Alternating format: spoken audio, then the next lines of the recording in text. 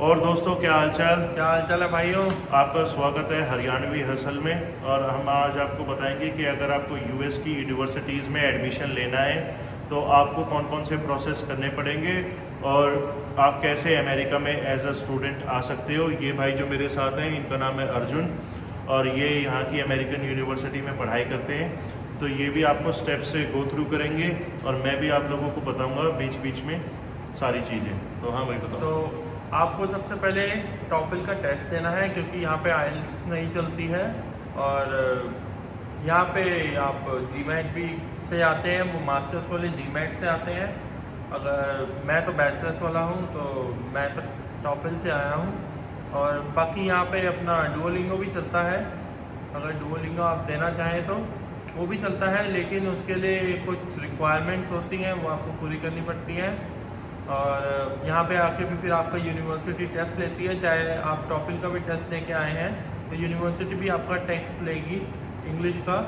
तो आगे ये भाई बताएंगे थोड़ा।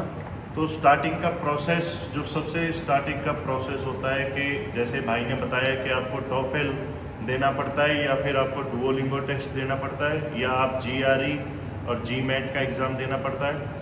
फिर जैसे ही आप एग्ज़ाम दोगे तो आपको बनाना पड़ेगा एसओपी। एसओपी होता है स्टेटमेंट ऑफ पर्पस, के आप इस यूनिवर्सिटी में ही क्यों पढ़ाई करना चाहते हैं। तो वो एक हर एक यूनिवर्सिटी, क्योंकि आप जैसे मान लो 10 यूनिवर्सिटी में अप्लाई करते हैं तो हर एक यूनिवर्सिटी का लिटिल अलग अलग होगा। तो फिर उसके बाद जब आप एसओपी बना लोगे, वो अराउंड 100-150 वर्ड्स और 200 वर्ड्स का होता है। फिर एसओपी बनाने के बाद आप अपना एप्लीकेशन प्रोसेस स्टार्ट करोगे। आप टॉफल्स के स्कोर के थ्रू और अपने एसओपी के थ्रू आप यूनिवर्सिटीज़ में अप्लाई करोगे। जब आप यूनिवर्सिटीज़ में अप्लाई करोगे तो आपको अपने बैंक अकाउंट में मिनिमम 20 लाख रुपए दिखाने पड़ते हैं कि एज अ फैमिली फ़ंड आपको कोई फैमिली का जो मेंबर है वो आपको फंड कर रहा है, या फिर आप अपनी खुद की सेविंग से ही आप जा रहे हो तो आपको अपनी बैंक अकाउंट स्टेटमेंट दिखानी पड़ती है। फिर आपको उसके बाद आपने अप्लाई किया। फिर आपने अप्लाई करने के बाद आपको किसी यूनिवर्सिटी से ऑफ़र लेटर आया। ऑफ़र लेटर आने के बाद आपको एक फ़ीस होती है जो होती है सेविस आईडी फ़ीस, वो भरनी पड़ती है। कि सेविस आईडी होती है यहाँ एक ये यूनिक आईडी होती है जो एक हर एक स्टूडेंट की होती है, उसकी फ़ीस भरनी पड़ती है। वो 25 से 30 हज़ार होती है, वो सीधा गवर्नमेंट के पास जाती है। फिर आपको 14,000 रुपये भरने पड़ते हैं जो यहाँ के वीज़ा के होते हैं। फिर वीज़ा के होते हैं वो 14,000 नहीं होते, मतलब इंडियन करेंसी में कन्वर्ट करो तो ऑलमोस्ट आज की डेट में तो 15,000 पड़ेंगे। लेकिन अगर आपको जैसे इन्होंने भाई ने बताया है कि 20 लाख रुपये दिखाना है या मिनिमम $25,000 आपको दिखाने हैं अपने अकाउंट में। अगर जितने ज़्यादा पैसे होंगे उतना चांसेस ज़्यादा हैं आपके वीज़ा लगने के। और बाकी तो आपके क्वेश्चंस पे है कि हाँ भाई आप कैसे आंसर देते हो, अब जो क्वेश्चंस आपसे पूछेंगे।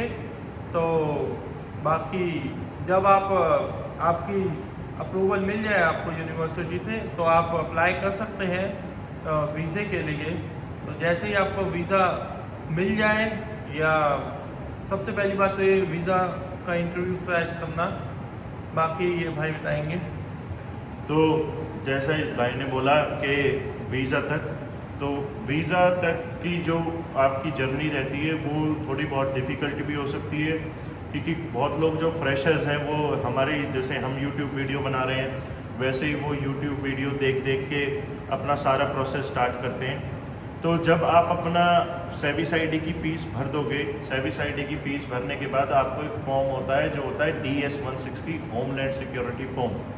तो जो DS-160 फॉर्म होता है उसमें आपको अपनी सारी डिटेल भरनी पड़ती है। उसी के बेसिस पे ही आपका जो वीज़ा इंटरव्यू होता है।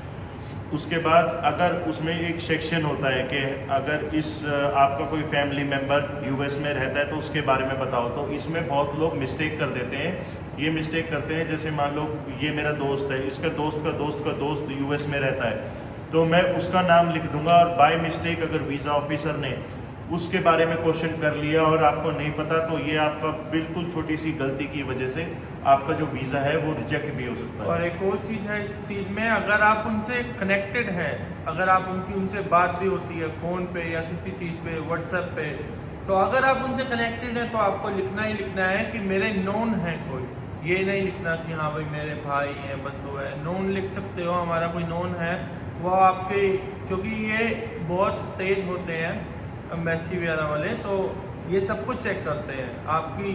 जब आपकी प्रोफाइल उनके पास जाती है तो वो सब कुछ चेक कर लेते हैं कि हाँ भाई इसका कोई रहता है नहीं रहता है, इसकी वहाँ पे बात होती है किसी से या नहीं होती। तो ये चीज़ भी बहुत ध्यान में रखने वाली है।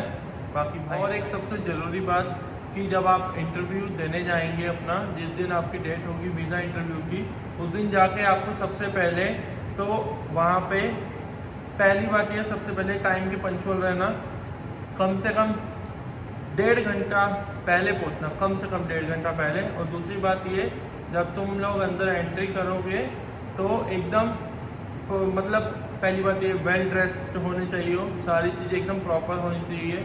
और दूसरी चीज़ ये है कि आप अंदर जाओगे, वो जो भी क्वेश्चन पूछते हैं आपसे उसका एकदम स्ट्रेट फॉरवर्ड आंसर देना है। और अगर हिचकिचाए तो हाथों हाथ रिजेक्ट। अगर आप एकदम सही रहे तो आपको अप्रूव भी कर सकते हैं, वो चांसेस बढ़ जाते हैं। अगर आप एकदम कॉन्फिडेंस रखते हैं कि आप वो देखें कि हाँ भाई हर चीज़ का इसके पास जवाब है, और आपसे ये भी पूछ सकते हैं कि हाँ भाई वहाँ जाके आप किस यूनिवर्सिटी में जा रहे हो, या फिर वहाँ जाके क्या क्या करना चाहते हो, वहाँ जाके फिर जॉब करना चाहते हो नहीं करना चाहते हो, या फिर आप वहाँ पे अगर जाओगे तो कितने आवर जॉब कर सकते हो एज अ स्टूडेंट।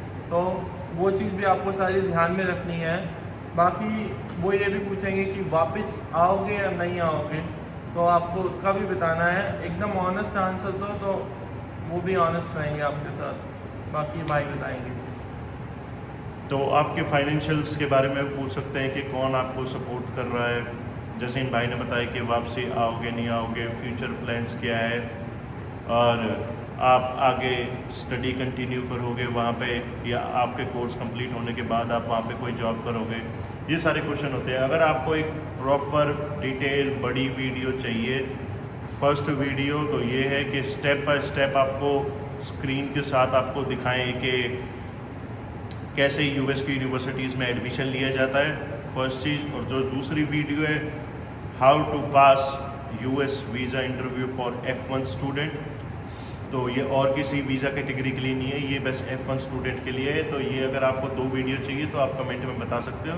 और जैसे ही आपको वीज़ा क्लियर हो जाए तो आपको सबसे पहले अपनी फ़्लाइट बुक करनी है। फ़्लाइट बुक करने के बाद आपको अपनी यूनिवर्सिटी को इन्फॉर्म करना है कि आप इस डेट को आ रहे हैं, और आपको अपने नेसेसरी डॉक्यूमेंट्स जैसे DS-160, I-20 एक डॉक्यूमेंट होता है, उस डॉक्यूमेंट में आपको यूनिवर्सिटी जब आपका ऑफर लेटर भेजती है उसके साथ आपका I-20 भी भेजती है। तो I-20 ऑफिशियल डॉक्यूमेंट होता है गवर्नमेंट की तरफ से, जिसमें आपके सारे फाइनेंशियल लिखे होते हैं, कौन आपको फाइनेंशियली सपोर्ट कर रहा है वो लिखे होते हैं, आपके सारे कोर्सेज लिखे होते हैं, जो भी आप वहाँ पे पढ़ाई करोगे वो आपका कोर्स का ड्यूरेशन लिखा होता है, यूनिवर्सिटी का नाम लिखा होता है, ये सारी चीज़ें लिखी होती हैं। तो ये आपको डॉक्यूमेंट कैरी करने हैं। और उसके बाद आपको अमेरिका में आना है, और फिर जब अमेरिका में आओगे तो आपको ये यूनिवर्सिटी सारी चीज़ें गाइड करेंगी, क्योंकि उनको पता होगा कि आप इस डेट को अमेरिका में आ रहे हो। तो अगर आपको ये वीडियो अच्छी लगी और आपको उन 2 टॉपिक्स पे और वीडियो चाहिए तो आप बता सकते हो। तो इस वीडियो को लाइक करो, शेयर करो, कमेंट करो।